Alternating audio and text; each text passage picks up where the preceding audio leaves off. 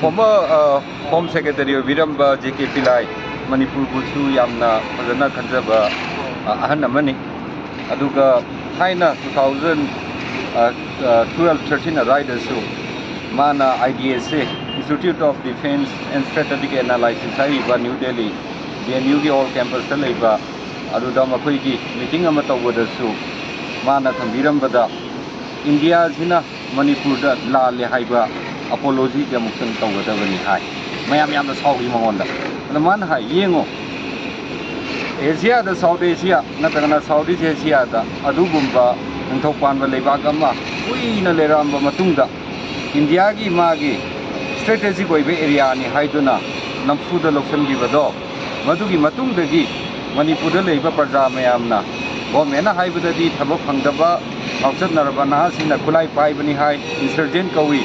Adubu Pillai na haibada aina ubadadi sigi puwarigi oiba historical atoba yerama leigibado masigi si amuktang Japan azu Korea da lali haiki atoba topa leibak mayamda su atoba leibak mayamda colonialism loreba matungda ju hai India na magi leibak oiduna leiba Manipur sida amuktang apologize tawba tarabadi Manipur je tangdu leitaba adugumba maru oina maitai singna mana thambigi Modi Makata Pada, Queen article Amazabani, 2014, the Aiga Sukadevagana, Gandhi Maki, India Haita, National Leading Academic Journal Lamada, Magi Dutagi Sakalaga, Manipur Santi Kamina Porakani is a given.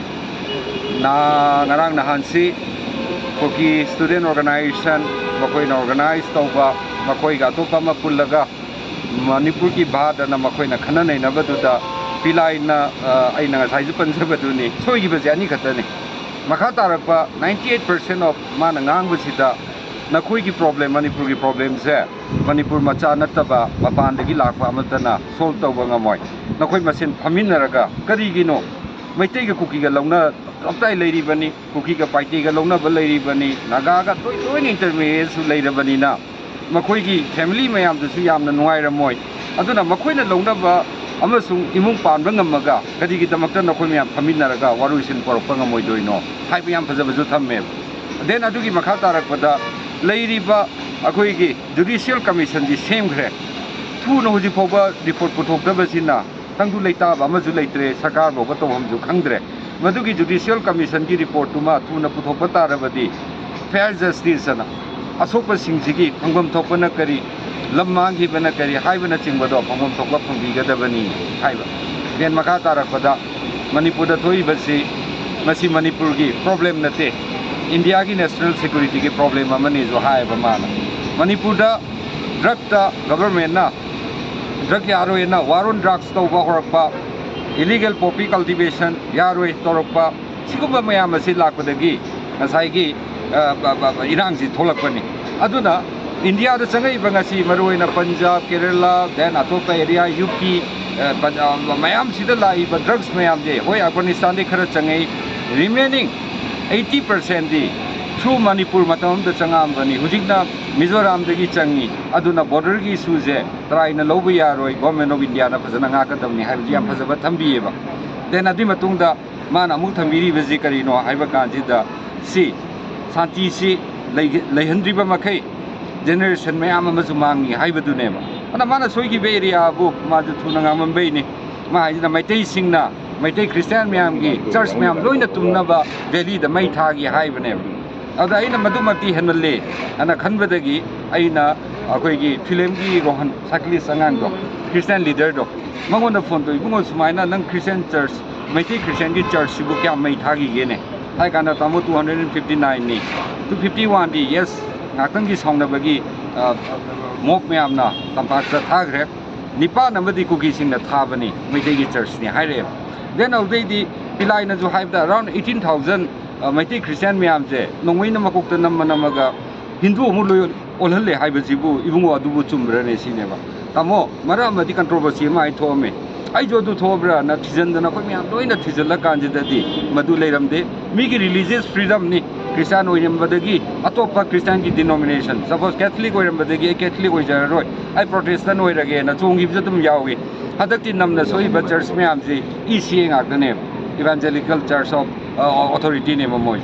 ꯑꯗꯨꯅ ꯏꯆꯦꯒꯤ ꯆꯔꯆꯅ ꯑꯌꯥꯝꯕ ꯉꯥꯛꯇꯅꯤ ꯑꯗꯨꯃꯥꯏꯅ Meitei ꯈ꯭ꯔꯤꯁꯇꯤꯌꯥꯟꯅ denomination ꯑꯃ ꯍꯣꯡꯈꯤꯕ ꯂꯩ ꯍꯣꯏ ꯑꯃꯗꯤꯒꯗꯤ ꯑꯃꯨꯛ ꯁꯅꯥꯃꯍꯤꯗ ꯑꯣꯜꯂꯝꯕꯒ ꯂꯩꯒꯗ꯭ꯔꯥ ꯍꯤꯟꯗꯨꯏꯖꯝꯗ ꯅꯣꯡꯃꯩꯅ ꯅꯝꯕꯗꯨꯗꯤ ꯂꯩꯇꯦ ꯍꯥꯏꯕꯗꯨꯅꯦꯕ ꯑꯩꯒꯤ ꯔꯤꯕꯨꯇꯦꯜꯕꯨ ꯅꯝꯕꯔ 1 ꯑꯗꯨꯃ ꯑꯅꯤꯁꯨꯕꯗ ꯃꯥꯅ ꯍꯥꯏꯕꯗ ꯌꯦꯁ ꯄꯣꯄꯨꯂꯦꯁꯟꯁꯤ ꯁꯦꯟꯁꯁꯁꯤ 2011ꯗ ꯂꯣꯏꯈ꯭ꯔꯦ ꯑꯗꯨꯅ ꯑꯁꯦꯡꯕ ꯗꯥꯇꯥ ꯑꯃ ꯄꯨꯊꯣꯛꯇ꯭ꯔꯤꯒꯩ ꯕꯦꯁꯇꯦꯠ ꯏꯟꯇꯔꯦꯁ ꯂꯩꯕ ꯈꯔꯅ ꯄꯪꯁꯤꯟ ꯁꯤꯖꯤꯟꯅꯔꯅꯤ ꯏꯔꯥꯡꯁꯤꯁꯨ ꯃꯗꯨꯅ ꯊꯣꯛꯍꯜꯂꯤꯕꯅꯤ ꯍꯥꯏꯕꯗꯨꯗꯗꯤ ꯑꯩꯈꯣꯏꯅ ꯄꯪꯍꯥꯏ ꯍꯥꯏꯕ ꯃꯥꯟꯖꯜꯂꯛꯑꯦꯕ ꯑꯗꯩꯗꯤ ꯁꯦꯟꯁꯁꯀꯤ ꯔꯤꯄꯣꯔꯠꯁꯤ ꯃꯃꯥꯡꯗꯩꯁꯨ ꯑꯩꯈꯣꯏ ꯑꯗꯨꯝ ꯇꯧ ꯂꯥꯛꯑꯕꯅꯤ나 abnormal population growthꯁꯤ ꯂꯩꯕ꯭ꯔꯥꯅ 1881ꯗꯒꯤ ꯃꯊꯪ ꯌꯦꯡꯗꯔꯛꯄꯗ 2011 ꯐꯥꯎꯗꯤ ꯌꯦꯡꯉꯦꯕ ꯑꯗꯨꯒ ꯍꯥꯏꯔꯤꯕ ꯐꯨꯔꯨꯞꯁꯤꯒꯤꯗꯤ ꯃꯈꯣꯏꯗꯤ ꯌꯥꯝꯅ ꯆꯥꯎꯅ population growthꯁꯤ abnormal ꯑꯣꯏꯕ ꯃꯑꯣꯡꯗ ꯂꯩꯌꯦꯕ then ꯃꯈꯥ ꯇꯥꯔꯛꯄꯗ ꯑꯃꯨꯛ ꯃꯥꯅ ꯍꯥꯏꯕꯗ ꯁꯤꯒꯤ ꯚꯤꯂꯦꯖ ꯃꯁꯤꯡꯁꯦ ꯄꯪꯍꯦꯟ ꯍꯦꯟꯒꯠꯂꯛꯑꯦ ꯍꯥꯏꯕꯗꯨꯁꯨ ꯀꯃꯤꯇꯤ ꯑꯃ ꯁꯦꯝꯃꯒ ꯐꯟ ꯊꯤꯗꯣꯛꯎ ꯁꯤꯅꯦꯕ yes we had done it ꯇꯧꯕꯅꯦꯕ ꯃꯃꯥꯡꯒꯤ ꯄꯥꯜꯂꯝꯃꯤꯕ ꯁꯔꯀꯥꯔꯁꯤꯅ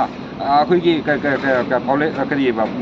ꯀꯔꯤ ꯍꯧꯀꯤ ꯃꯥꯅ ꯆꯤꯌꯔꯃꯦꯟ ꯑꯣꯏꯔꯒ ꯇꯥꯃꯣ ꯀꯁꯟꯇ ꯍꯣꯏ ꯌꯥꯎꯔꯒ ꯀꯃꯤꯇꯤ ꯁꯦꯝꯃꯒ ꯏꯂꯤꯒꯜ ꯑꯟꯑꯣꯊꯣꯔꯥꯏꯖ ꯑꯗꯨꯁꯨ ꯏꯂꯤꯒꯜ ꯏꯃꯤꯒ꯭ꯔꯦꯟꯠꯀꯤ ꯚꯤꯂꯦꯖ ꯂꯩꯕ꯭ꯔꯥꯅ ꯊꯤꯗꯣꯛꯄ ꯀꯥꯟꯁꯤꯗ ꯊꯦꯡꯅꯈꯤꯗꯨꯅꯦꯕ ꯇꯦꯡꯅꯧꯄꯜ ꯆꯥꯟꯗꯦꯜꯗ ꯃꯇꯝꯗꯣ ꯍꯧꯖꯤꯛ ꯌꯥꯝ ꯅꯤꯃꯥꯏꯅꯁꯨ ꯍꯥꯏꯕꯗ ꯃꯣꯏꯗ ꯃꯗꯨ ꯑꯣꯄꯔꯦꯠ ꯇꯧꯕꯒꯤ ꯃꯇꯝꯁꯨ ꯁꯥꯡꯅ ꯐꯪꯈꯤꯗꯦꯕ ꯄ꯭ꯔꯁꯥꯛꯀꯤ ꯃꯤꯗ ꯇꯧꯔꯒ ꯑꯩꯈꯣꯏꯅ ꯒꯨꯒꯜ ꯃꯦꯞꯄꯤꯡꯁꯦ ꯊꯥꯏꯅꯒꯤ ꯑꯣꯜ ꯔꯦꯀꯣꯔꯠ 1964ꯗꯒꯤ ꯃꯣꯏꯅ ꯚꯤꯂꯦꯖꯀꯤ ꯒ꯭ꯔꯣꯠꯁꯤ ꯃꯈꯣꯏ ꯗꯥꯇꯥꯁꯤ ꯊꯤꯒꯠꯂ ꯌꯦꯡꯀꯥꯟꯁꯤꯗ ꯁꯤꯒꯤ ꯑꯟꯑꯣꯊꯣꯔꯥꯏꯖ ꯏꯂꯤꯒꯦꯜ ꯚꯤꯂꯦꯖꯁꯤ ꯌꯥꯝ ꯊꯤ ꯌꯥꯝꯃꯦꯕ ꯃꯔꯨꯑꯣꯏꯅ ꯆꯥꯟꯗꯦꯜ ꯇꯦꯡꯅꯧꯄꯜ ꯆꯨꯔꯆꯥꯟꯄꯨꯔ ꯀꯥꯡꯄꯣꯛꯄꯤ ꯑꯗꯨꯒ ꯐꯦꯖꯔꯣꯜꯗꯁꯨ ꯈꯔ ꯑꯃꯅꯦꯕ ꯑꯗꯨꯅ ꯂꯩꯔꯤꯕꯁꯤ ꯏꯚꯟ ꯍꯣꯏ ꯄꯤꯂꯥꯏꯅ ꯃꯌꯥꯝꯒꯤ ꯐꯖꯅ ꯉꯥꯡꯕ ꯇꯥꯔꯕꯁꯨ ꯃꯥꯅ ꯍꯦꯛ ꯉꯁꯥꯏ ꯈ꯭ꯔꯤꯁꯇꯤꯌꯥꯟꯒꯤ ꯑꯃ ꯃꯥꯅ ꯉꯥꯡꯕꯗꯣ ꯃꯗꯨꯒꯤꯗꯣ ꯅꯣꯡꯃꯩꯅ ꯅꯝꯃꯒ ꯔꯤꯀꯟꯚꯔꯠ ꯇꯧꯍꯜꯂꯦ ꯍꯤꯟꯗꯨꯏꯖꯝꯗ ꯍꯥꯏꯕ ꯀꯥꯟꯁꯤꯗꯗꯤ ꯃꯦꯁꯦꯖꯁꯦ ꯏꯟꯇꯔꯅꯦꯁꯅꯦꯜ ꯀꯝꯃꯨꯅꯤꯇꯤꯗ ꯐꯩꯅ ꯆꯠꯈ꯭ꯔꯅꯦꯕ ꯃꯃꯥꯡꯗꯁꯨ ꯌꯨꯔꯣꯄꯤꯌꯟ ꯌꯨꯅꯤꯌꯟꯗ ꯃꯗꯨ ꯊꯣꯛꯈ꯭ꯔꯤꯕ ꯅꯠꯇ꯭ꯔꯣ ꯈ꯭ꯔꯤꯁꯇꯤꯌꯥꯟꯒꯤ ꯆꯔꯆ ꯃꯩ ꯇꯥꯔꯦ ꯈ꯭ꯔꯤꯁꯇꯤꯌꯥꯟ ꯃꯌꯥꯝ ꯃꯥꯏꯅꯣꯔꯤꯇꯤ ꯃꯌꯥꯝ ꯑꯃ